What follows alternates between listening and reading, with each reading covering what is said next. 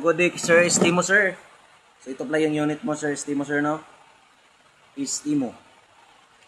So, ganito yung, ano niya. So, yung open sight niya pala nito, sir, ganito. O, ganyan kasi yan. Yan. Kunin mo lang ito, sir, no? Pag mag-hunting ka, kung mag-target ka. Kasi hindi yan, sagabal yan sa, ano mo, sa scope. Pag mag-hunting ka kasi nakabara siya dito. So, kunin mo lang pag mag-hunting ka. So, ito yung unit mo, sir. So, i-try natin kung hindi ba nagalaw yung zero niya. So, 10 rounds magazine lang, sir, ha? So, 10 rounds lang. So, ganito maglagay ng bala, sir. Lagay mo lang daliri mo dito, sir. Isangga mo lang, tapos, yan. Lagay mo lang ng mga 10 lang, sir, ganyan. So, 4 lang yung nilagay natin. So, T-spire natin, sir, ha? Then, pag lagay ng ano, sir, dapat na ganyan mo lang. So, dapat mag-click. So, mag-click siya, no? So, ganyan. Kasi pag hindi mo yan, sir, ganyan mo lang. So, mahugot, oh. So, nandito pala yung ano mo, sir, ha? Yung release magazine, ha? So, yan lang. Try natin, sir, kung hindi ba napan. Yan yung scope mo, sir. Dito mo ilagay sa pinaka, sa tatlong kanal-kanal. So, ikatlong kanal-kanal, sir, no? So, 1, 2, then 3 ding dito sa bolt. Ika-3 sa bolt. So, T-spire natin. So, sa paggamit, sir, ganyan lang, sir. Hawakan mo lang. Pwede mo na hindi hawakan, sir, kasi medyo matigas naman sa konti. Then, pagbalik naman, yung sakto lang sa pagtulak. Huwag mo talagang lakasan sa pagtulak. Sakto lang. So, T-spire natin, sir. First shot.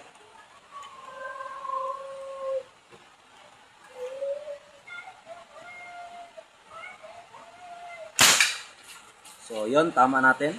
Nakatama tayo. So, second shot.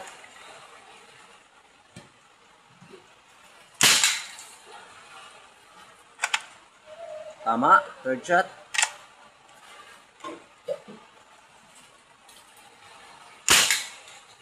Tama pa rin. So, last and final shot.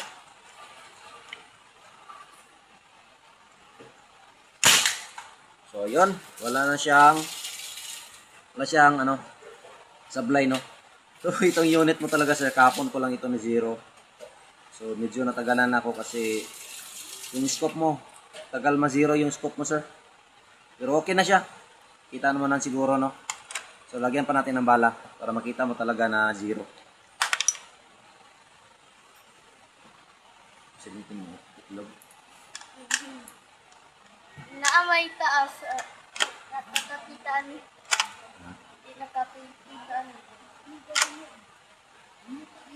So, sabi. First shot tayo, otro.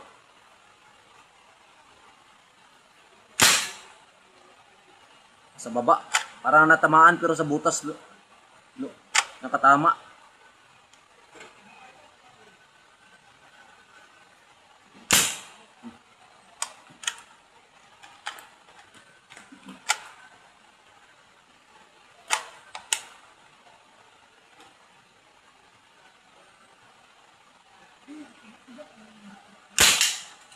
So, yun, sir, no?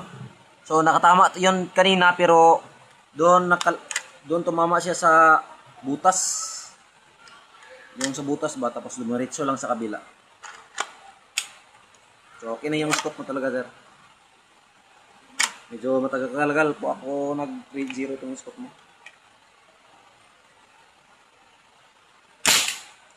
So, yan, okay na. So, ganito lang, sir.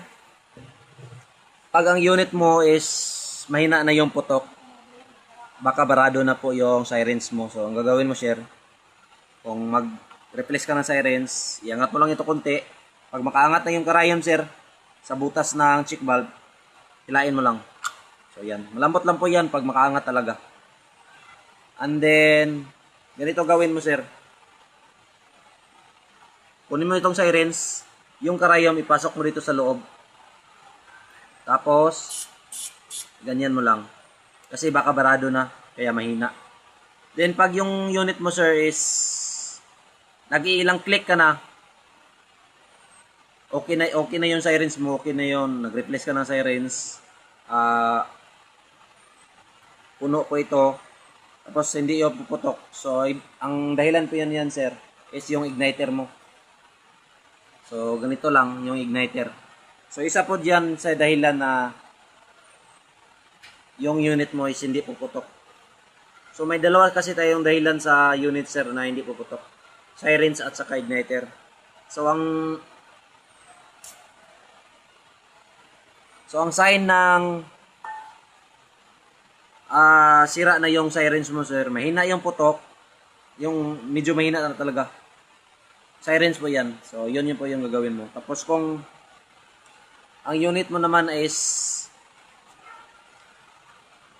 kahit ilang click ka ng trigger, maka 5 beses, yan pa time na puputok. So meaning yan is igniter mo yung sira. So ganito lang sir. Iganyan mo lang yung trigger, kunin mo itong sirens, kasi mahugot po ito. Madali lang siyang mahugot. So ito yung sirens, yung igniter mo sir, no? So lighter cricket lang po siya, cricket sa lighter. So ito.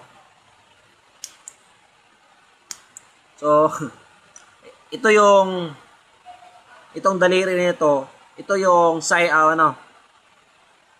pag gagalaw ito, meaning na malakas pa yung sirens mo. Yung igniter mo. So, ganito yung ginagawa ko.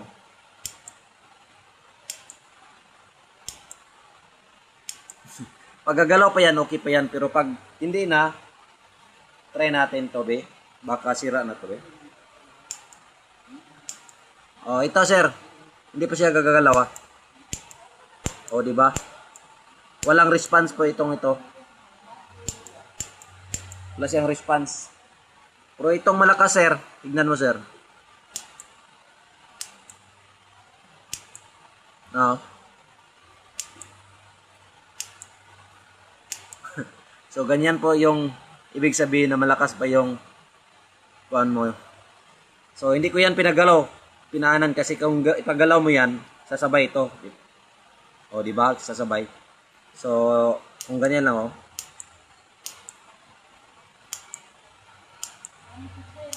So dito rapit sa banda sir.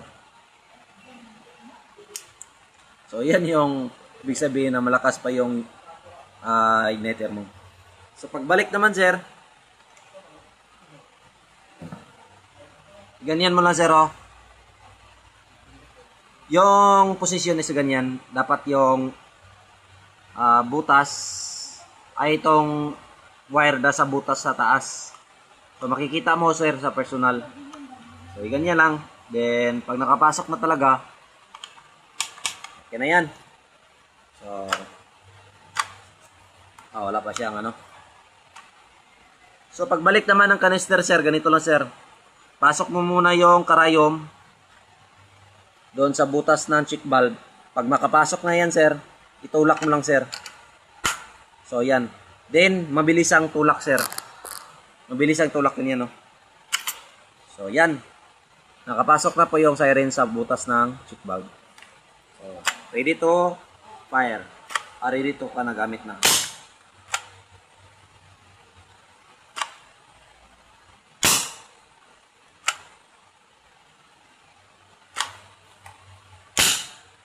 So, yan lang po.